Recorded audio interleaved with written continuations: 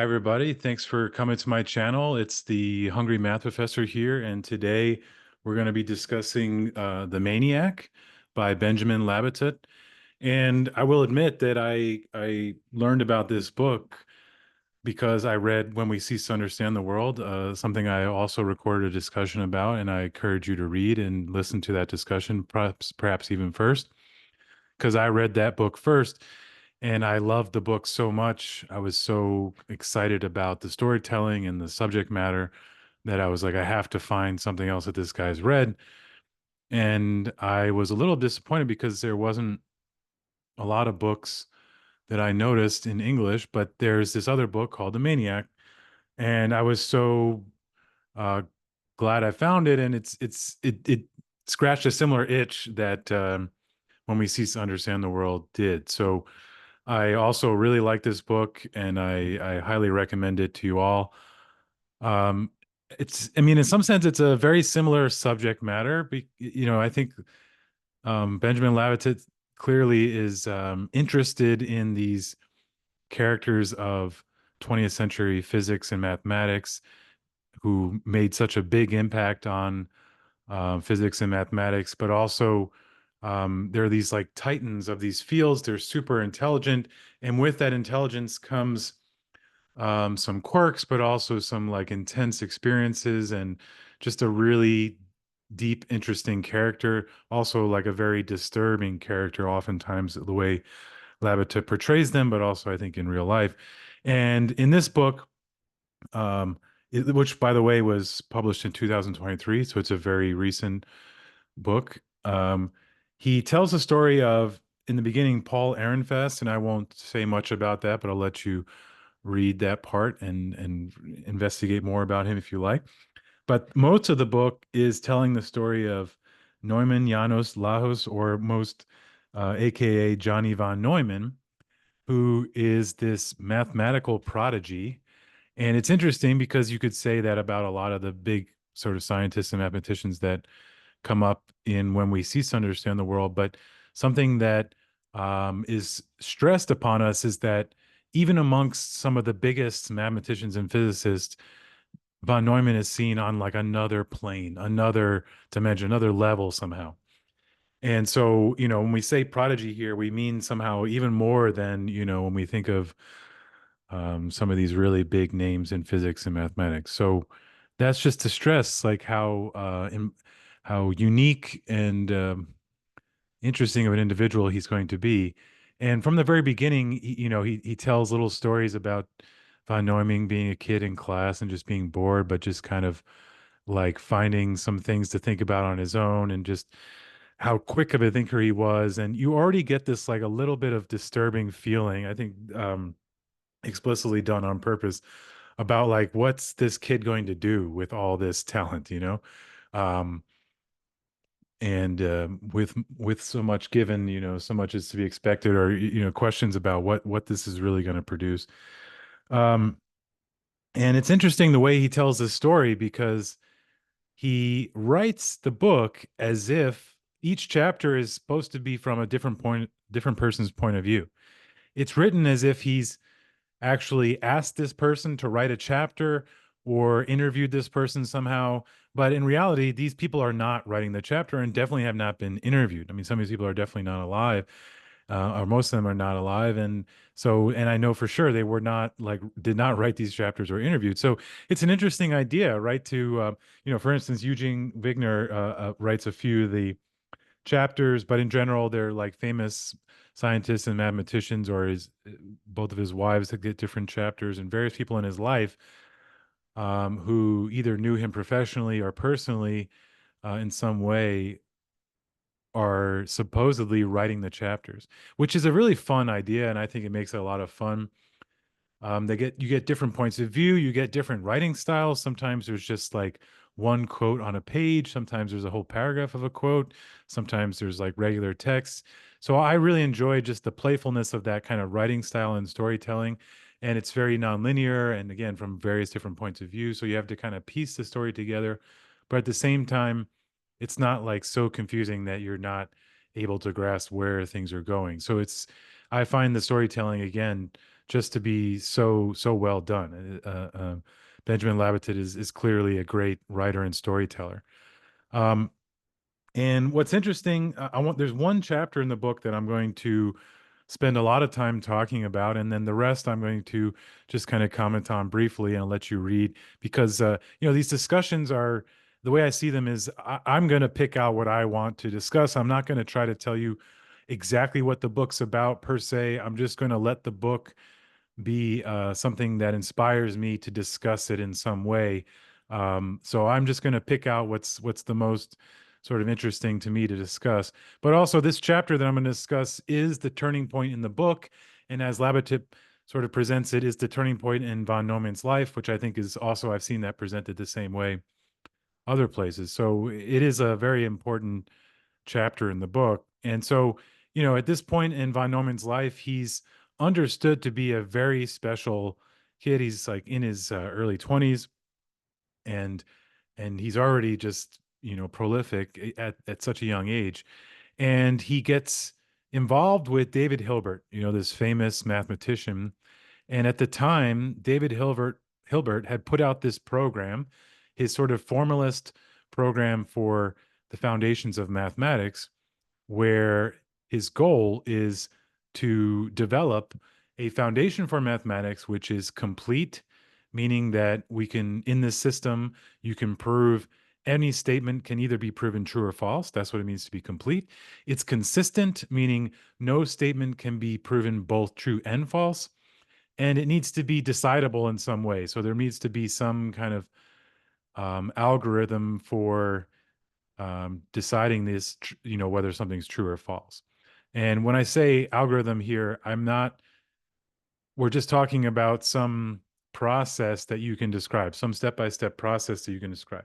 But it should be noted that at this point in history, there is no computers yet. So when we say algorithm now, we always think of a computer, executes an algorithm, and that's correct.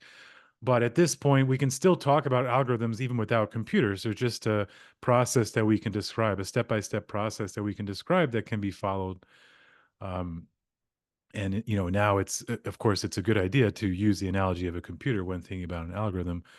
But it's just a good historical note to think that that's not exactly what they had in mind at the time, because computers were not a thing. And anyway, this was a very exciting program at the time. And, I just want to be clear, not everyone maybe agreed that this was the right sort of philosophical approach to take towards mathematics, the sort of formalism.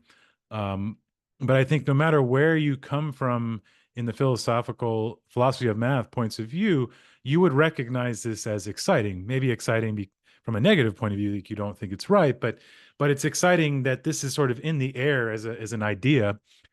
And Hilbert seems to be, or sorry, von Neumann seems to be very excited about this and convinced that Hilbert is right, and is working with Hilbert to try to make Hilbert's program come to light. So to produce a formal system for mathematics, a foundation for mathematics, which is complete, consistent, and decidable. And I just want to say, I'll put some links if you're interested in getting into the details about Hilbert's program, or we're going to talk about Gödel's incompleteness theorems, or these different issues of foundations of math and philosophy and things. I've really been into that a lot. Maybe I'll do some discussions of some of those books. They're not fiction books, and so they're a little bit different than what I've been discussing on this channel. But I will at least link some suggestions for you, because one thing I will say, Labatut is a great storyteller, but when he gets into some of the details of like Gödel's incompleteness theorem and things like that, it's clear that he's naive about the mathematics and the logic. He's not able to have a very sophisticated conversation about it, which is fine. That's not his role. That's not what he does. So I will post some other links to books that I think, if you're interested in getting into the weeds of the details, which are very interesting details, then these are some better places to do that. But what Labatut's good at is inspiring you, telling a good story, and that's what I'm going to try to focus on here. But I'll put my own little mathematical details in there as I can in the discussion. So anyway, von Neumann is, again, working under Hilbert. And the exciting part here, so in the chapter I'm going to talk about. It's called The Mathematician's Nightmare. That's what Labatut entitles the chapter. It's pages 92 to 103 in my book, if you might be reading the same one. It's told from the point of view of Eugene Wigner, which is this famous physicist um, who is also famous for a particular essay that maybe I'll link as well, but I don't want to get off track here too much. But it's told from the point of view of Eugene Wigner, and it tells the story of this conference, this like really exciting conference in Königsberg, named the second conference on the epistemology of the exact sciences. And there's some, big names in physics and mathematics and philosophy all kind of converging on in this conference. And von Neumann is there to represent Hilbert's program, and Kurt Gödel is there as well, and many other famous people from that time. And the conference is going on, and various different people are giving talks, and at this time, it's just I like this quote from the book that von Neumann already has a legendary status, even though he's quite young at this point. And the quote that just kind of like testifies to this legendary status is they say most mathematicians prove what they can, and von Neumann proves what he wants.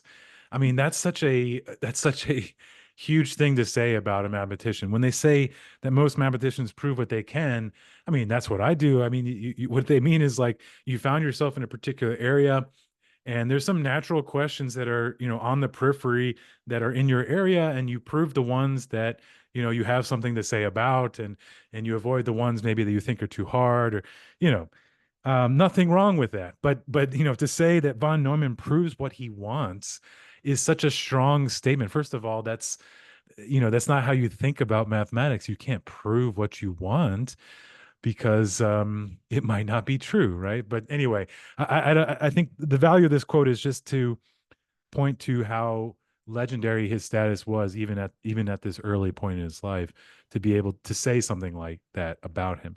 It also is going to set up here the fall that is represented by this chapter for von Neumann. And maybe fall is too strong, but the way the chapter opens up is that Jancy, which is the nickname for Johnny von Neumann, or his original nickname, was outsmarted by only one person during his entire life, but it changed him. That's how this chapter starts. And the point is that what we're about to be told is going to be a big turning point in von Neumann's life. And I do want to read maybe a few more things from here. And so, you're at this conference, and again, Kurt Gödel gives a talk on his completeness theorem, which is like what he did in his thesis. And they kind of talk about how, like, the talk went well, but maybe it didn't really change anybody. There wasn't like a lot of talk about it.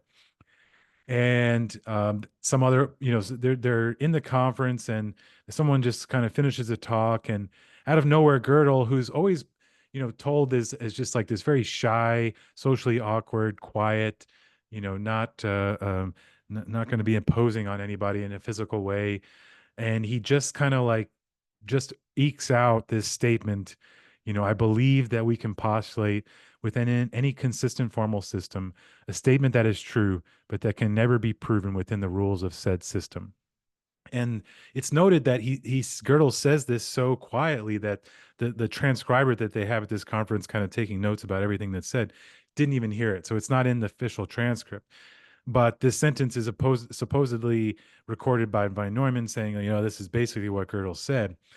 And when Gödel says it, it's like most people don't really understand what Gödel's talking about. But the way the story is presented, um, how could a statement be considered true if there was no way of proving it? It did not make sense to anyone except for Janos, who suddenly broke out in a sweat and had trouble breathing. Is this a very relatable? I mean, it's not relatable in the sense I've never been a part of such a big thing, but anytime you post a paper to archive, or you publish a paper, I think there is this anxiety as a mathematician that what you posted may at some point be discovered to be false by yourself or by somebody else. And that is a very anxiety-inducing, sweat-inducing possibility. And so, again, I've never really experienced that, but I can at least relate to it to some, like on a very small level, what that kind of anxiety can produce when you think that something you've done is wrong. And this is at a much bigger level, because it's what von Neumann is spending his life doing at that point in his life, but it's also this huge project with far-reaching consequences. So the anxiety and the sweat that must have induced on von Neumann to like understand exactly what Gödel was saying right there and understand how damaging it was to what he was trying to do, right? So Labatut says it was the end of Hilbert's program. This one statement or this one result, what this statement represented was just the end of Hilbert's program. At that point in von Neumann's life, the way it's presented is if von Neumann was never really wrong about something by proven wrong by somebody else. I mean, maybe you can come up with some example in his life, but never. It seems like never in such a big way was he shown to be wrong. And the way it's presented in the book is that like von Neumann has such respect for Kurt Gödel as somehow like the only person that ever made him feel inferior in any way, like as an intellectual person, which is crazy, to think about. Because I mean, there's so many people that make me feel inferior at different moments in time. So it's very hard to relate to that.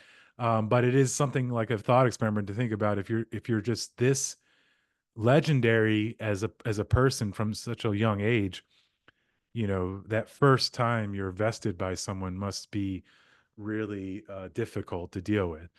Um, and I just want to read this quote from the book as well.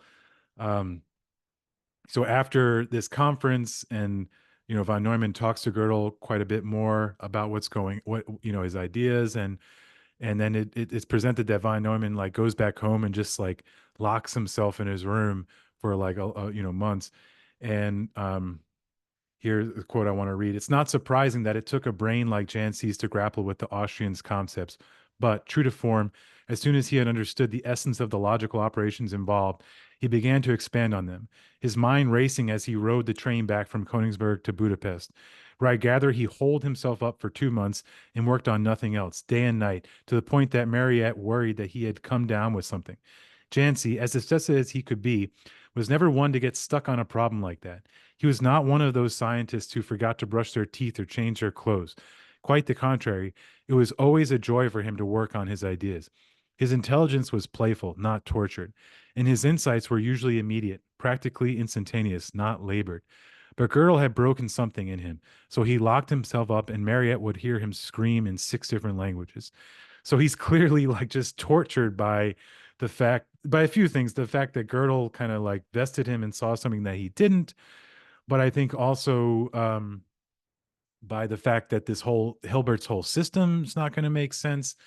And also, I'm not going to get too much in the details here, but from a philosophical point of view for mathematics, Gödel's incompleteness theorem was scary in the sense of like, what does this mean for the foundations of mathematics at the time, right? I think now at this point in history, we've made peace with and really embraced Gödel's incompleteness theorem.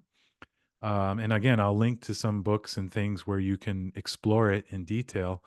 But I think for von Neumann at the time and at the culmination of Hilbert's program, and then to have it collapse in this instant, this is a very scary it's hard to understand what this means. And anyway, he holds himself up for these 2 months, and when he comes out, he basically proves Gödel's second incompleteness theorem, but he doesn't know this, so he thinks he comes up with something new, right? So, and he did come up with something new.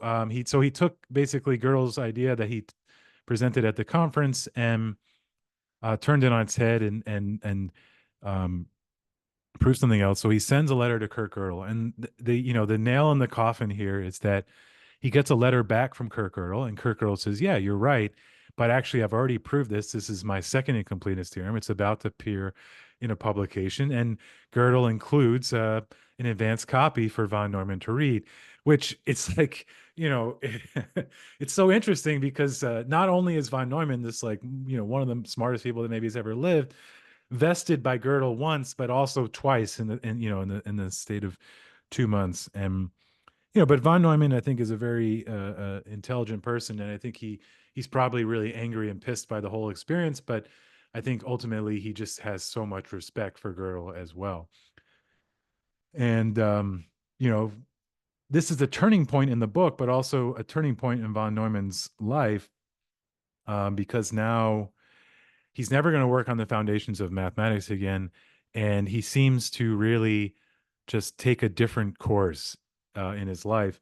Also at this time, a lot of important mathematicians and physicists and great minds are fleeing Nazi Germany, including John Boy Neumann. And a lot of those great minds are going to the Institute of Advanced Study in Princeton, New Jersey, um, which is still in Princeton, New Jersey today. And so so von Neumann is also one of those people that moves to the Institute of Advanced Study and lives the rest of his life in the US. And this is when he changed his name from Janos to Johnny. And the way Labatut portrays it, this is like um, he seems to enjoy this name, Johnny. And also, Labatut presents Janos as like a very kind of social, boisterous, like it seems like the kind of guy you'd want to have a beer with. He's the kind of guy that's maybe going to make you feel really inferior in a lot of ways, but he has this very kind of jovial way of interacting with people despite that fact. And I wanted to also read this last part of the chapter. Janos continued forward at the same breakneck speed, but I could see that inwardly he was suffering, casting about randomly, deprived of direction, unable to find something to which he could dedicate his full attention. And that painted him. It's not just that it bothered him psychologically. I think he actually experienced real physical discomfort. He felt a craving or an itch, like a tiger pacing about, scratching his mange against the bars of a cell. Jancy was dying to break out, and he did eventually. But in doing so, he entered territory, a treacherous wilderness where he ranged beyond what was reasonable until he finally lost himself. From Gödel onward, I was always afraid for him because once he abandoned his juvenile faith in mathematics, he became more practical and effective than before, but also dangerous. He was, in a very real sense, set free. And here, practical, he's meaning like, because when you're working on mathematics and the foundations of mathematics, these are very important from like a big picture humanity point of view, but those kinds of things don't necessarily have this like very immediate impact on like the day to day of society. I mean, these kinds of things will have impacts on society eventually, I think, but they're not the kind of thing that impacts the next day or 2 weeks from now or a month or a year from now. They're on a much larger time scale. And so, what I think Eugene Wigner in this chapter, again told from Labatut, really is pointing to is the practical here that's worrisome is von Neumann's going to be involved in the atom bomb, and he's going to be involved in the first makings of the computer. And the next quote on the next page I also want to read because it points to, I think, part of what the practical and the worry of the dangerousness of von Neumann after this event with Gödel, what he means by that. So this quote is that in the United States, von Neumann became a renegade mathematician, a mind for hire, increasingly seduced by power and by those who could wield it. He would charge exorbitant fees to sit with people from IBM, RCA, the CIA, or the RAND Corporation, sometimes for no longer than a couple of minutes, and worked on so many private and government projects that he seemed to possess the ability to be in many places at the same time. And I just want to point to it's not how I usually think of mathematicians. Mathematicians generally don't want to get involved in government. There's always exceptions to this, so I don't want to paint it as like every mathematician always this way. But for the most part, we're the kind of people that we want to think about ideas. We want to talk to other people who want to think about ideas, and we want to stay away from the government. We have opinions about politics and all that kind of stuff, of course, but we're not trying to like work for the military or the government, generally speaking. And I think that's, where you see von Neumann in the beginning of his life working with Hilbert and trying to do foundations of mathematics.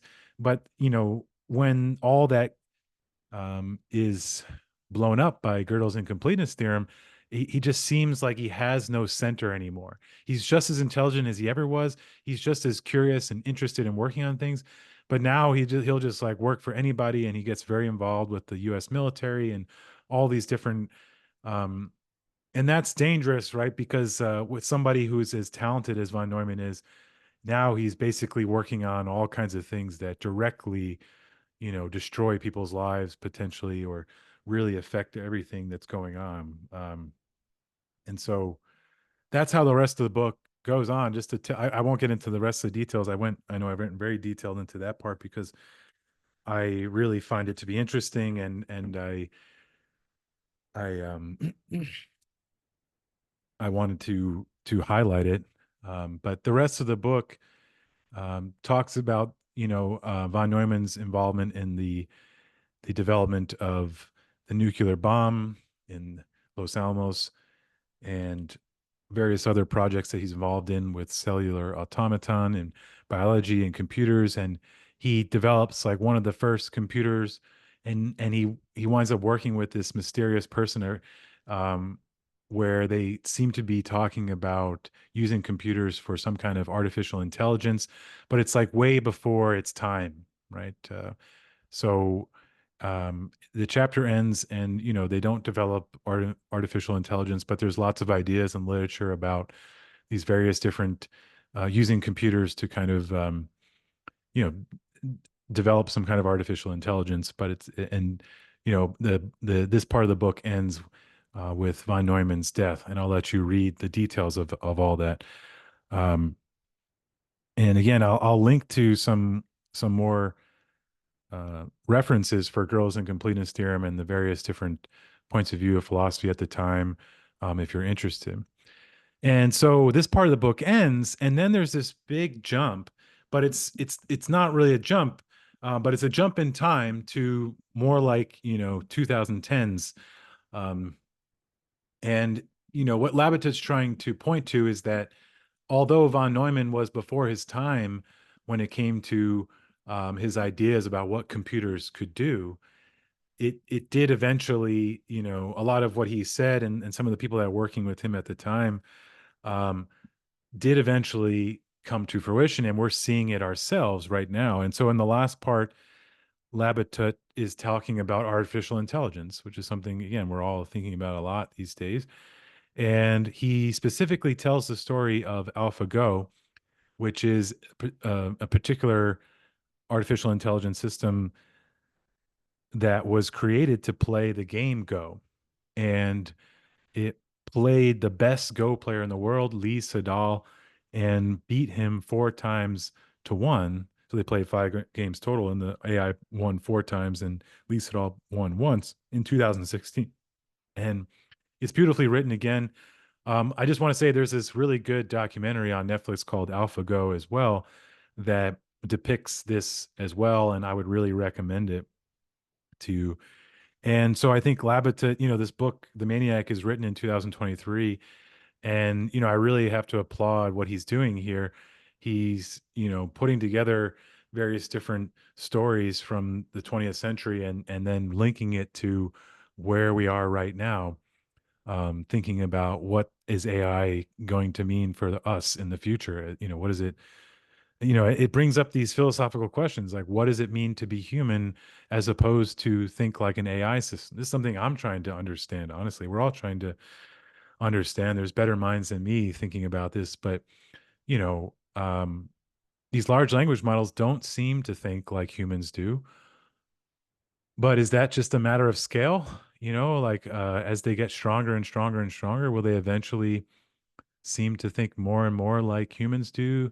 What is it that makes humans think differently than computers?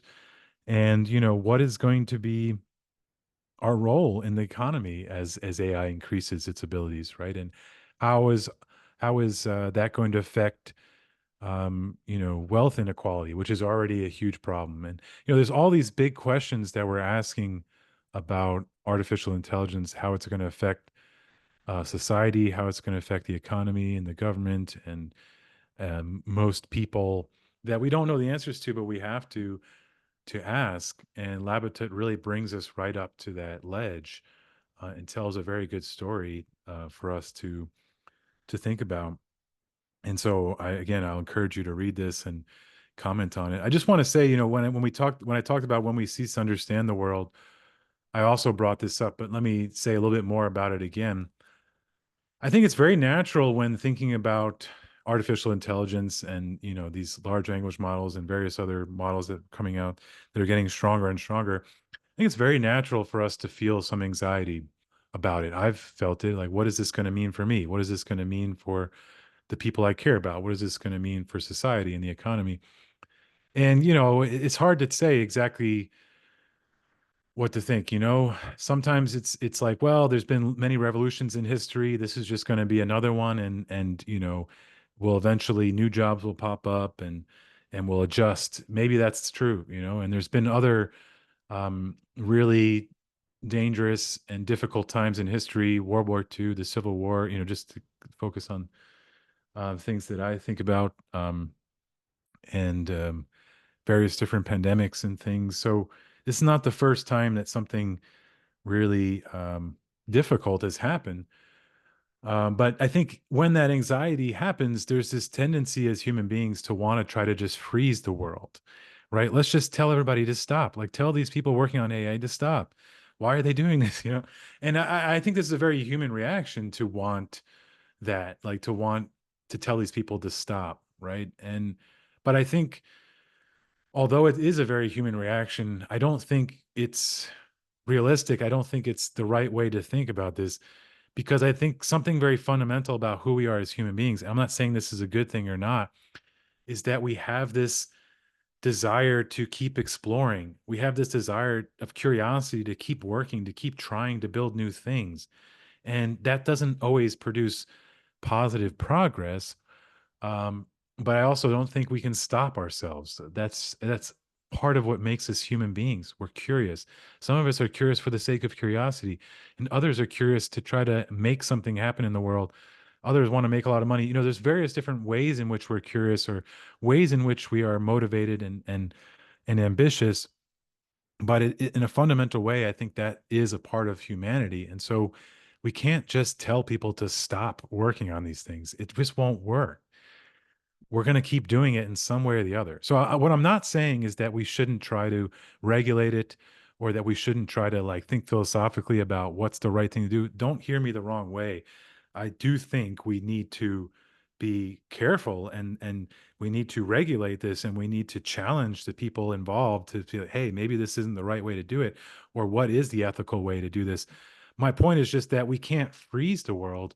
What we can do is kind of enter the conversation and ask questions. You know, maybe this person is trying to develop AI. Maybe my role is to ask questions about what is this going to do for the economy? What is this going to do for ethics? What is this going to do for society? Right. So, what I'm trying to say is our very natural human desire to stop and freeze the world. We need to fight against that and say, you know, instead, let's ask questions, let's participate, and let's get involved with the process and try to put our own mark on where things go.